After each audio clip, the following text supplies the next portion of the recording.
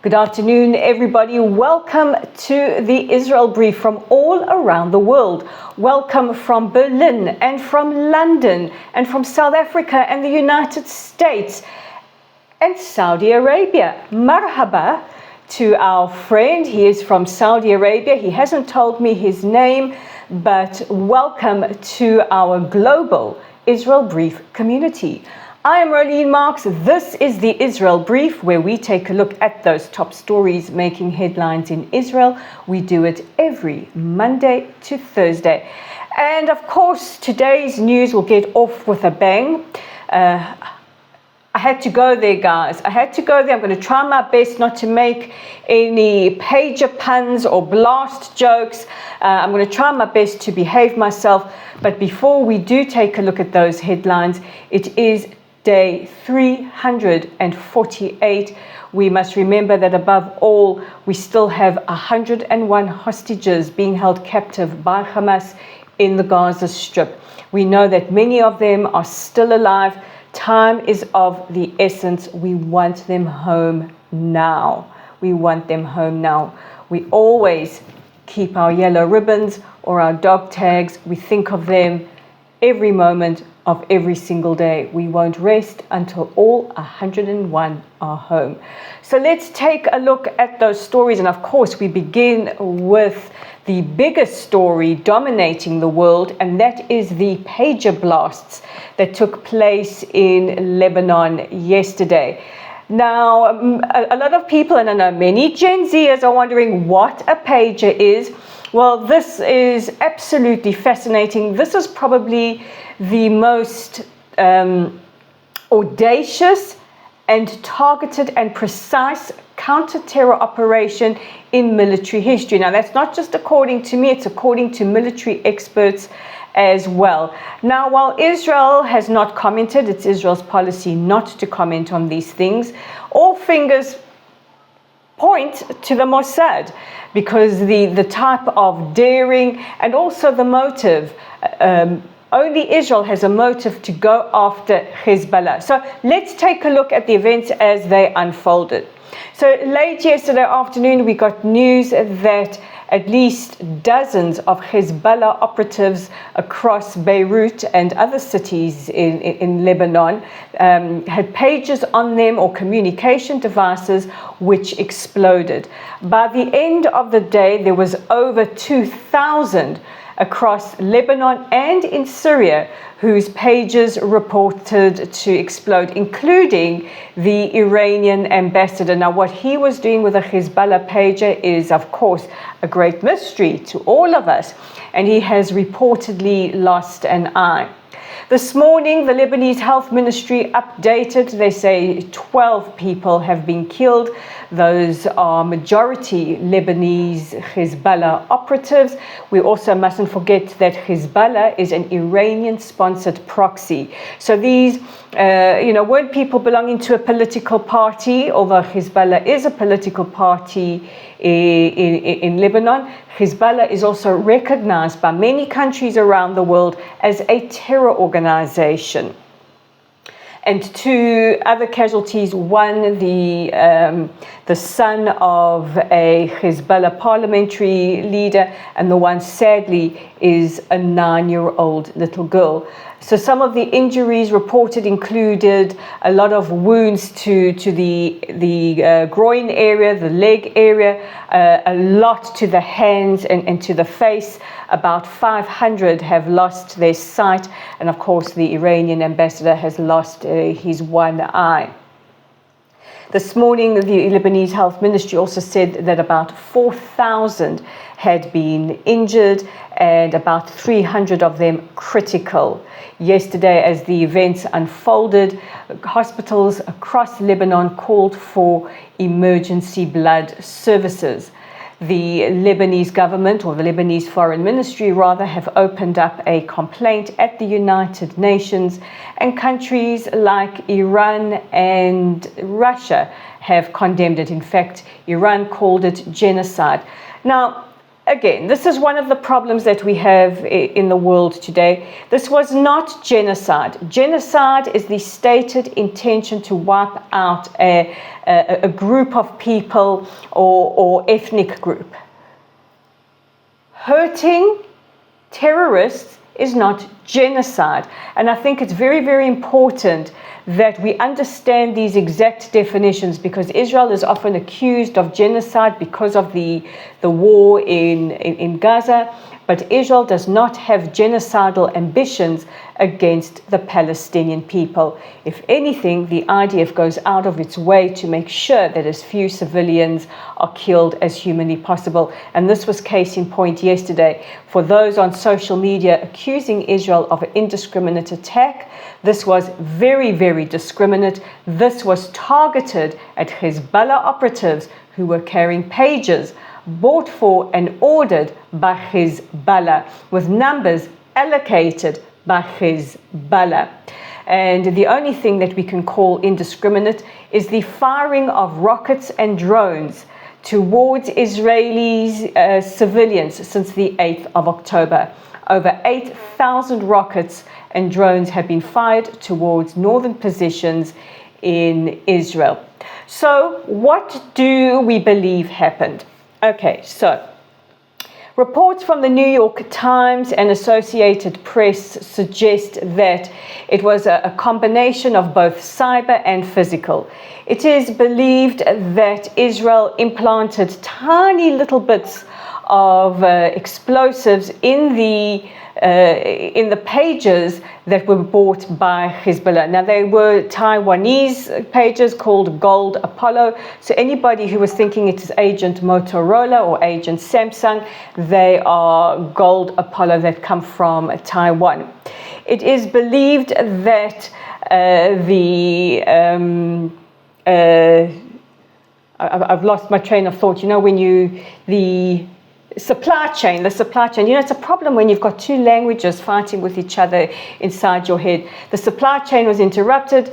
Whoever it was responsible managed to plant tiny little bits of explosives that were set off with a message. There are reports that have been given by unnamed officials to the media that say that the pages beeped for a few seconds before they exploded. Now, Axios is reporting that Israel hurried the operation because they believed that they could be compromised, and it was the kind of like a, now or never situation. But what has resulted is just the most extraordinary response to how audacious and how creative this is. And the United States have said that they are concerned that this could result in escalating tensions. However, they were not aware of the operation before it went ahead. Now, Israel remains on high alert for possible reprisal attacks from Hezbollah, although there are many of the opinion that Hezbollah effectively has largely been decimated, the majority of their operatives unable to function. However, we have sent our elite 98th Division to the north of the border, and earlier today, Israeli aircraft striking Hezbollah targets in the south of Lebanon. So this is a story that I think is going to capture the imagination for days and for years to come. It's if it was Mossad, it is indeed probably the most audacious counter-terror operation to date. What I did find funny, because when these things happen, all the memes come out, all the jokes come out, is that a Russian propagandist believed that it was Agent Makshir Keshe. Now, Makshir Keshe in Hebrew means two-way radio. So before you go believing that it was Agent Motorola or Agent Samsung or Agent Ein Klita, just make sure that you are digesting proper information and not us on social media having a little bit of a fun time. For the first time since the 7th of October, Palestinians in Gaza think that the 7th of October attacks were not a good idea. Now, this is according to a poll conducted in recent weeks by the Palestinian Center for Policy and Survey Research. In June of this year, the number was about 57% believed that it was a good idea to launch this kind of attack, and in the most recent polls have the opinion at 39%. Now, there's various schools for thought.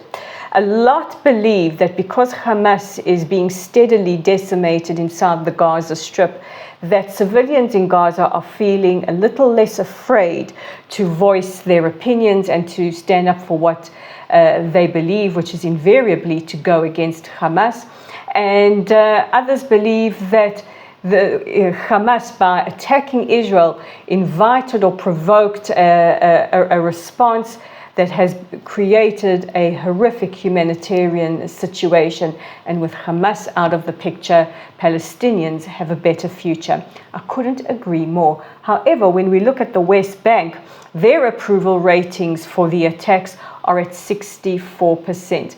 So it goes to show quite a great gap, a great disparity.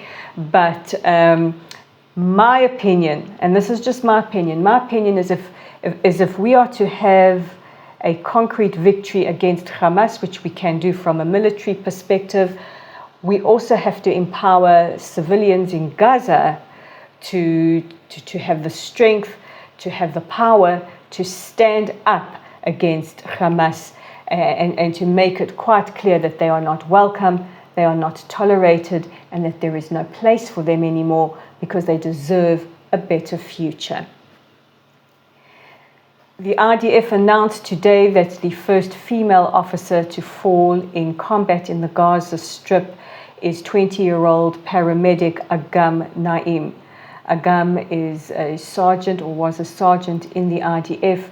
She is the first female casualty to fall inside the Gaza Strip. We lost a significant amount of female soldiers on the 7th of October, many of them the spotters in the bases along the border of the Gaza Strip. And I just want to take a moment not just to salute our soldiers who have fallen in battle, well over 700 since the 7th of October, but I also want to take a moment to salute the IDF Medical Corps, the paramedics, the first responders, and the medical teams working in hospitals around the country, battling to save lives and also making sure that injured soldiers, many of them who have lost limbs, receive the care, the love, and the rehabilitation that they deserve. May Sergeant Agam Naim and the other 3 officers from Givati who fell in battle yesterday, may their memories be blessed.